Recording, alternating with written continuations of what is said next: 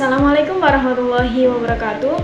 Halo semua, sebelum kita mulai materi pada video kali ini, izinkan kami untuk memperkenalkan diri. Sebelumnya, kami dari kelompok 3 dari kelas PIC 2023 dengan saya sendiri Elsa Triwahyuni dengan akhiran NIM 061, dan ada juga teman saya Zahratul Khalilia dengan akhiran NIM 041, ada Dayinta Aura Paramita dengan akhiran NIM 046, dan ada Nada Zulfita Al-Qurratu'aini dengan akhiran NIM 057, dan yang terakhir ada Farihatun Nisa dengan akhiran NIM 066. Pada kesempatan kali ini kita akan membahas tentang sistem reproduksi pada tumbuhan. Tahu nggak sih, tak hanya manusia dan hewan yang melakukan reproduksi, tumbuhan juga melakukan hal yang sama. Seperti yang kita tahu, sistem reproduksi pada tumbuhan adalah proses tumbuhan menghasilkan keturunan atau anak tumbuhan yang baru. Tumbuhan itu bereproduksi dengan dua cara. Yang pertama ada secara generatif yang biasanya disebut dengan kawin atau pembuahan, dan yang kedua ada reproduksi secara vegetatif yang biasanya disebut dengan aseksual atau tanpa pembuahan. Nah, tujuan tumbuhan untuk melakukan reproduksi itu juga sama seperti makhluk hidup yang lainnya, yaitu untuk bisa memperbanyak diri atau membentuk organisasi baru, organisme baru yang memiliki sifat sama seperti induknya, guna melestarikan spesies tumbuhan tersebut. Sistem reproduksi generatif adalah proses perkembangbiakan tumbuhan secara seksual melalui penyerbukan dan pembuahan. Penyerbukan di sini adalah peristiwa jatuhnya serbuk sari yang mengandung sel kelamin jantan ke kepala putik yang mengandung sel kelamin betina. Dari proses ini akan menghasilkan buah atau biji tumbuhan yang nantinya akan tumbuh menjadi tumbuhan baru. Selanjutnya ada proses perkembangbiakan generatif. Perkembangbiakan generatif dimulai dari penyerbukan. Penyerbukan adalah proses jatuhnya atau menempelnya serbuk sari ke kepala putik tanaman. Penyerbukan ini biasanya terjadi pada tumbuhan berbiji. Selanjutnya, butir-butir serbuk sari akan masuk ke bakal biji. Nah, di bakal biji akan terjadi proses pembuahan. Pembuahan adalah proses meleburnya sel kelamin jantan, yaitu serbuk sari, dengan sel kelamin betina, yaitu kepala putik. Nah, setelah proses penyerbukan dan pembuahan terjadi, maka akan menghasilkan bakal buah yang akan menjadi calon tumbuhan baru. Pembahasan selanjutnya adalah jenis-jenis penyerbukan yang terbagi menjadi 4 macam. Penyerbukan yang pertama adalah penyerbukan sendiri, yaitu penyerbukan yang terjadi jika serbuk sari dan kepala putik berada pada satu buka yang sama. Penyerbukan yang kedua adalah penyerbukan tetangga, yaitu penyerbukan yang terjadi jika serbuk sari dan kepala putik berada pada satu pohon yang sama, tetapi serbuk sari terbang ke kepala putik di bunga yang lain. Penyerbukan yang ketiga adalah penyerbukan silang, yaitu penyerbukan yang terjadi ketika serbuk sari dan kepala putik berasal dari bunga dan tanaman yang berbeda, tetapi dengan spesies yang sama. Yang keempat adalah penyerbukan basar, yaitu penyerbukan yang terjadi ketika serbuk sari dan kepala putik berasal dari tumbuhan dan bunga yang berbeda dengan spesies yang berbeda. Selanjutnya ada faktor-faktor yang mempengaruhi penyerbukan. Yang pertama adalah hewan. Hewan yang dapat membantu penyerbukan antara lain seperti kupu-kupu, lebah, kumbang, burung, dan kelelawar. Contoh tanaman yang dibantu penyerbukannya oleh hewan antara lain seperti bunga mawar dan bunga melati. Yang kedua adalah manusia. Manusia juga dapat menjadi faktor yang mendukung dalam perkembangbiakan tumbuhan.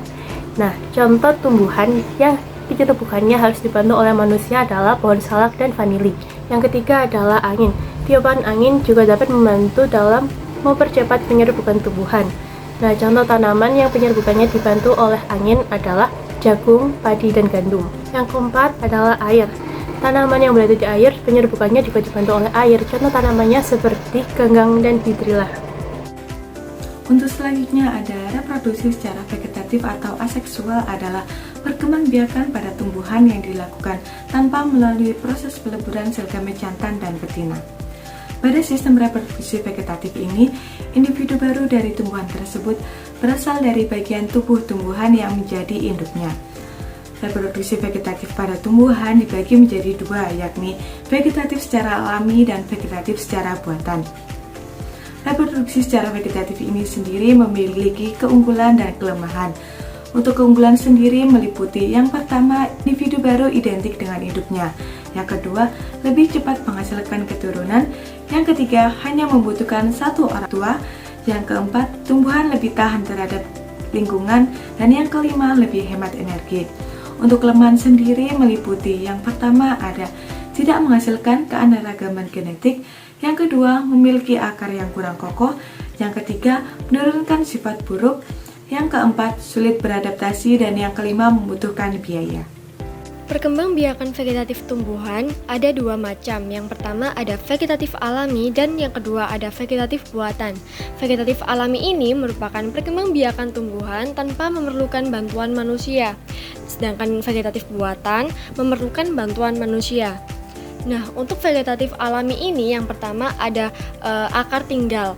Nah, akar tinggal ini merupakan perkembangbiakan menggunakan batang yang tumbuh sejalar dalam tanah. Nah, untuk contohnya sendiri ada jahe, kunyit, lengkuas, dan temulawak. Nah, untuk vegetatif alami selanjutnya yaitu dengan spora. Spora ini merupakan inti sel yang berubah fungsi menjadi alat perkembangbiakan. Nah, spora ini berada di kotak spora atau biasa disebut sporangium. Nah, sporangium ini terkumpul dalam sorus atau yang disebut dengan kumpulan kotak spora. Nah, sorus sendiri berada di tepi bawah daun yang berupa bintik-bintik kecoklatan. Nah, saat sporangium pecah, spora akan keluar dan jatuh di tanah sehingga tumbuh tumbuhan baru. Nah, untuk contohnya sendiri ada tanaman paku. Nah, vegetatif yang ketiga ada umbi lapis. Umbi lapis ini merupakan perkembangbiakan berupa daun yang berlapis-lapis dan tebal sehingga membentuk seperti batangnya. Nah, di antara lapisan-lapisan umbi lapis ini ada bakal tunas. Kalau umbi lapis ditanam, bakal tunas akan tumbuh menjadi tunas yang kemudian tumbuh jadi tanaman baru. Nah, untuk selanjutnya ada umbi batang. Umbi batang ini merupakan batang yang tumbuh di dalam tanah dan digunakan untuk menyimpan cadangan makanan. Nah, umbi batang ini membentuk ubi. Nah, setelah itu tunas bisa tumbuh dan membentuk tumbuhan baru. Untuk contohnya sendiri ada kentang dan ubi jalar. Untuk vegetatif yang kelima ada umbi akar. Umbi akar ini terjadi melalui tunas yang tumbuh dari bekas batangnya.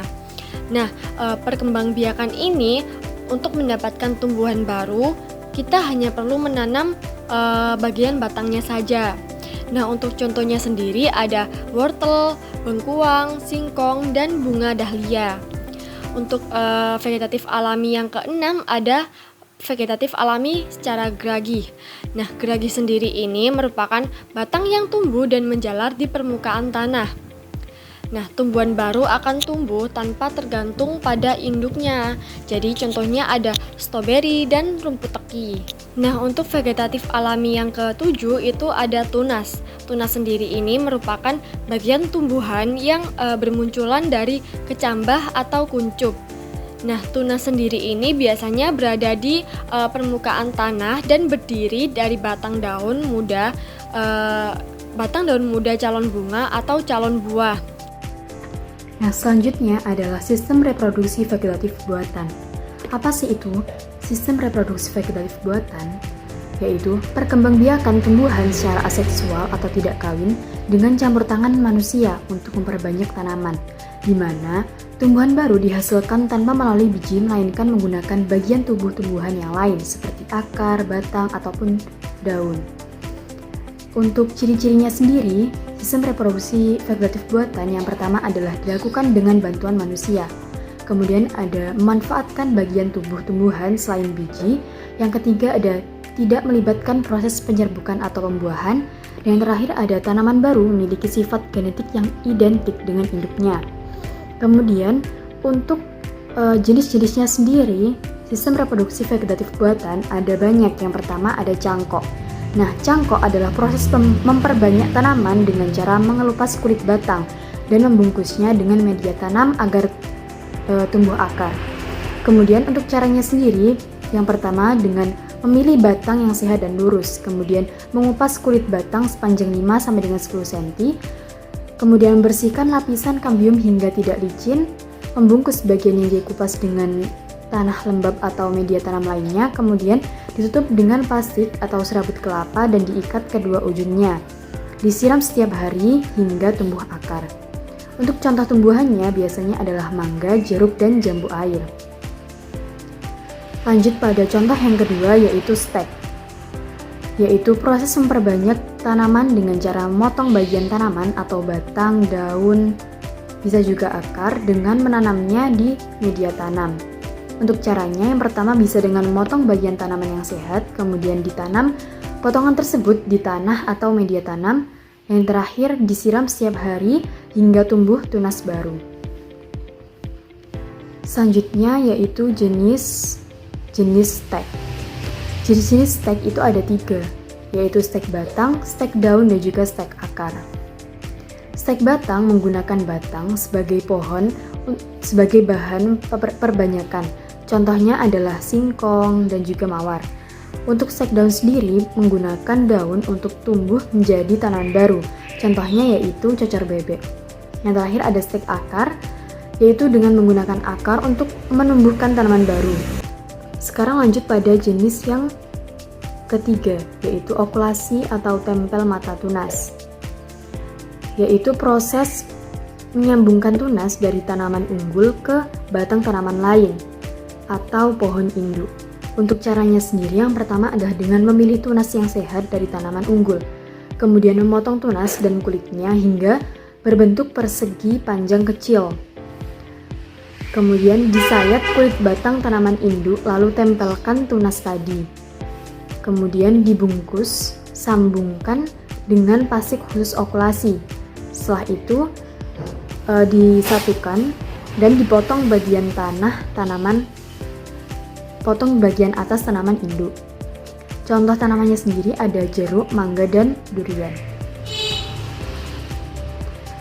Lanjut pada jenis yang selanjutnya yaitu ada sambung atau enten, yaitu proses menggabungkan batang atas yaitu entres dari tanaman unggul dengan batang bawah atau rootstock tanaman lain.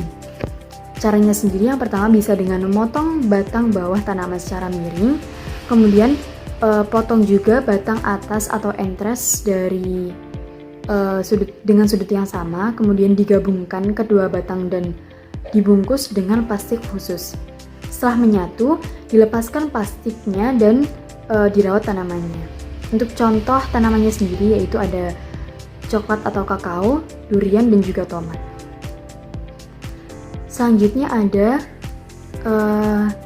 runduk, yaitu proses memperbanyak tanaman dengan melengkungkan cabang tanaman ke tanah hingga tumbuh akar, kemudian dipotong dari induknya. Nah, untuk caranya sendiri bisa dengan memilih cabang tanaman yang lentur, kemudian ditekuk cabangnya ke tanah dan ditimbun sebagian pohonnya itu dengan tanah. Kemudian disiram secara rutin hingga tumbuh akar, kemudian dipotong cabangnya hingga sudah berakar dari induk. Contoh tanamannya sendiri adalah alamanda dan juga buah arbe. Yang terakhir yaitu dengan kultur jaringan, yaitu teknik memperbanyak tanaman secara buatan dengan menumbuhkan jaringan tanaman atau sel, bisa juga organ, dalam media steril di laboratorium. Untuk caranya sendiri bisa dengan mengambil jaringan tanaman atau biasa disebut dengan explant dari bagian tumbuhan seperti pucuk daun, kemudian ditanam jaringan tersebut dalam media khusus yang mengandung nutrisi dan hormon pertumbuhan. Kemudian ditunggu hingga jaringan berkembang menjadi tanaman kecil. Setelah tumbuh menjadi tanaman kecil, maka akan dipindahkan ke media tanam hingga tumbuh besar. Untuk contoh tanamannya sendiri yaitu bisa anggrek, pisang, kentang, dan juga wortel.